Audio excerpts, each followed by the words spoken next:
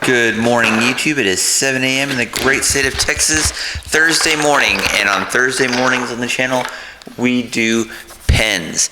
And since it's starting to warm up here in Texas, I decided to get a little bold with it. For the past couple of months, we have been doing nothing but wood blanks, so I decided, you know what, let's get back to acrylic and see what we can make. So today we're going to be working with blue ripples, and I've done a blue ripple pen before in the past. However, it has been a little while. So working with acrylic, I don't have the best track record of working with acrylic. I always end up having an issue. This project will be no different. But getting everything cut down, drilling out our center holes here, goes relatively smooth. Now, my issue with working with acrylic is sometimes things will get on the lathe, a small little chip will cause a catastrophic failure. And that is just a little bit of subtle foreshadowing for what is about to happen. But initially, the beginning of the video, very smooth. Everything goes well, cut everything down, get everything drilled out in the middle, and now we're just gonna do our super glue and get our pieces together so that we can put it onto the lathe to turn. So, getting everything set up initially, my biggest issue is you have to be a little bit of aggressive, but you can't be too aggressive because things tend to explode on the lathe. And working with acrylic, I've discovered the ribbons don't work the same way as like with epoxy or wood. So speeding up the video here just a little bit, I'm getting a good cylindrical shape initially. However, you can see all the ribbons over there by the tailstock. I'm having to start and stop the lathe several different times, cutting off all of these pieces. And that can be a little bit of annoyance, but you have to go really, really slow. Each piece took about 10 minutes to turn down, and admittingly, I did not take down as much material as I initially wanted to.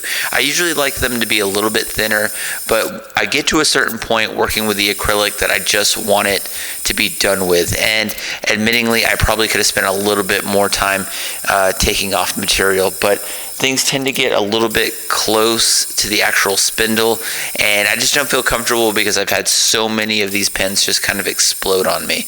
But get that first piece taken care of, no issues there. So then I go over to the second piece and start working it down. And here's kind of where I'm starting to have issues.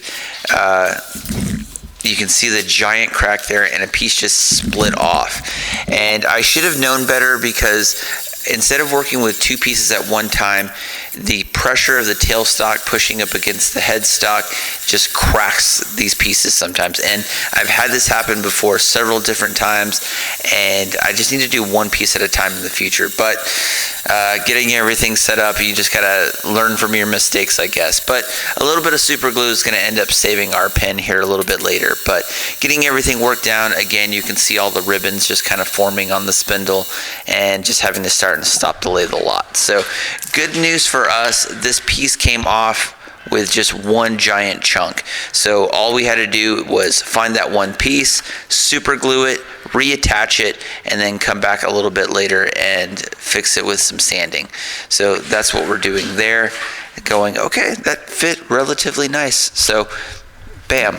A couple of hours later, now we're working on our sanding portion here. I actually did a lot of shaping with the sandpaper, admittingly, only because I didn't want to work it with the chisels anymore. So 50 grit to 80 to 120, and then we're just going to finish it up with some super glue, polish it with our wood wax, and then we'll be all done. But the good news is, in spite of all those problems, I ended up saving the pen, which is always a good thing. And you can see the grain of the wood right there. Or the grain of the acrylic. It looks really nice, so that's always a plus. And then we're just going to hit it with our wood polish. Again, a lot thicker than I would like it to be, but you know, you got to have something to show for your work here.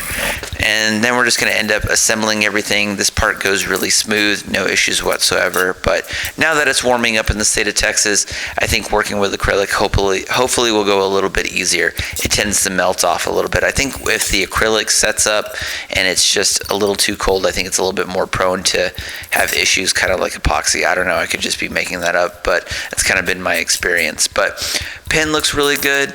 Here is the finished product because we are all done. The pen will write, and I look forward to working with epoxy or not epoxy, but acrylic in the future. But here's the pen all finished. Looks really cool.